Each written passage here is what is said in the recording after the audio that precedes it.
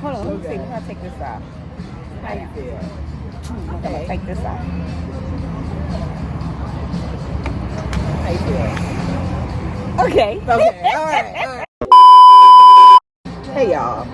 So I'm here with my pastor. If y'all don't know who she is, just go back and look at some of those Pause and Proceed podcasts. But this is my pal, Bridgett LaRe, and we was just like talking about the heart versus the mind. And I was telling Bridgett, what was I saying? That the mind, as far as passion, it starts with the mind. But she was saying no, it starts with the heart, because it's the heart that kind of like, I guess, get things going. Like we got things kind of flip-flop. Like what operating system operates once and when, right? We've been having things flip-flop for a long time. Like not just us, but like a lot of people. Like we think that the mind is what controls everything.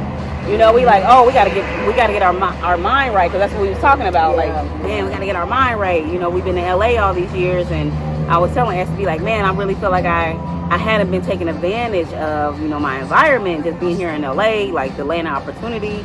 And you said what?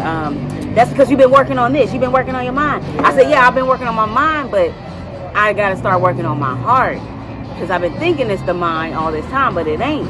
It's heart. And you was like, well, the mind, what did you say? The mind leads the heart. And I was like, no, it's the other way around. And that's what this book is all about. Dr. Anita Phillips, The Garden Within. See, we know, because a part of me is like, okay, that the soul is kind of the operating system, which is equivalent to the heart, basically. The soul and the heart is synonymous, I want to say. I think the soul, I'm not sure. I never really thought about the soul and the heart being synonymous. Because they say the heart, but the heart is really just a muscle that's our vital, one of our most vital organs, pumping out things, right? It's pumping out everything, man. The heart is, and okay, so like one of the things that Dr. Anita Phillips talked about is like how the heart has like 40,000 neurons in it, like right at the heart, and that is what is telling our bodies is receiving all this information from the neurons in our heart. So the things that's in our heart that's what's pumping through our body. Like it's telling the brain what to do. It's telling us, you know what I mean? Like, and so the Garden Within talks about how your body is a garden and your heart is the soil. Your heart is the soil, and anything that you plant in the heart and you water it, it's going to continue to grow, right?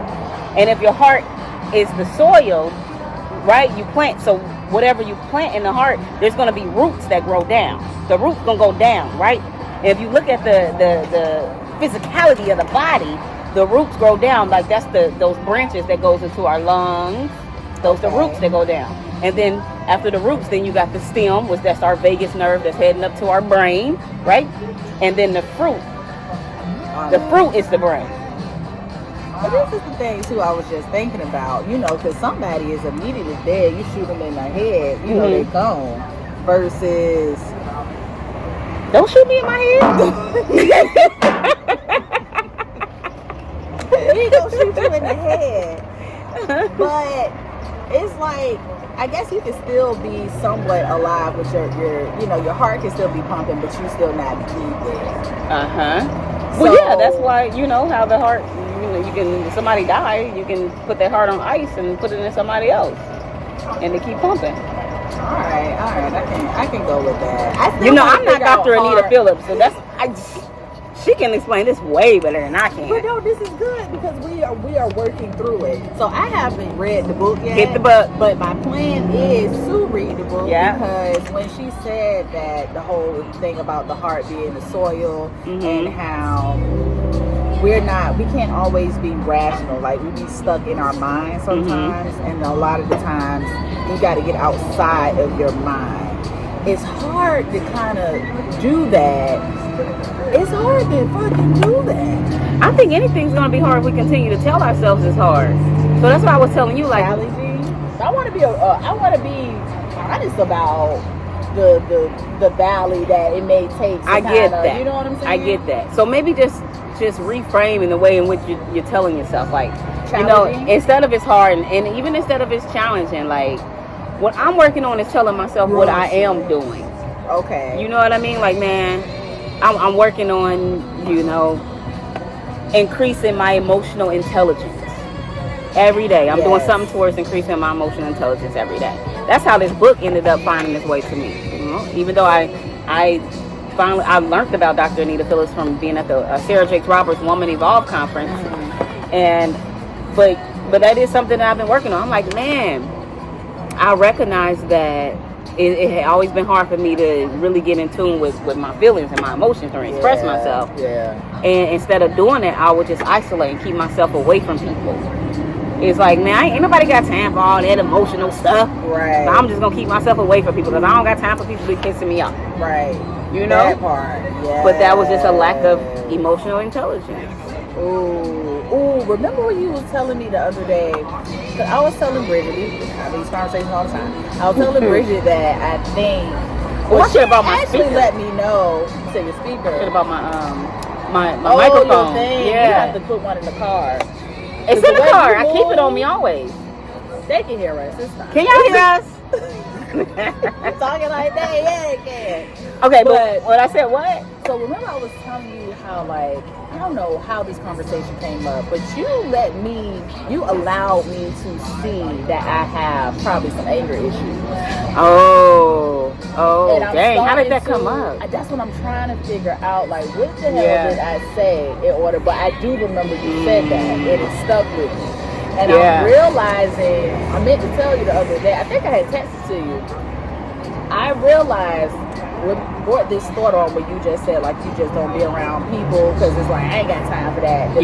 You know, whatever. In the past. Not anymore. Yeah. In the past. Yeah. I've been working on it. I feel like I don't mind sitting down and confronting things in a civilized, calm, cool, collected way. Right. But sometimes I think I've been trained to do that all my life. Yeah. That when I need to let it off, I need to learn how to let it off.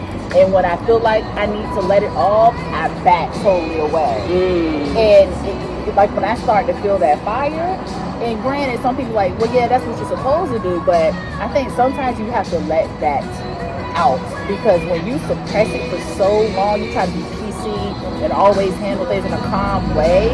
I think that's just a build-up, and you become numb too. You become numb, and you don't address things in the moment when you probably should address things in the moment. So I'm learning how to have balance with that.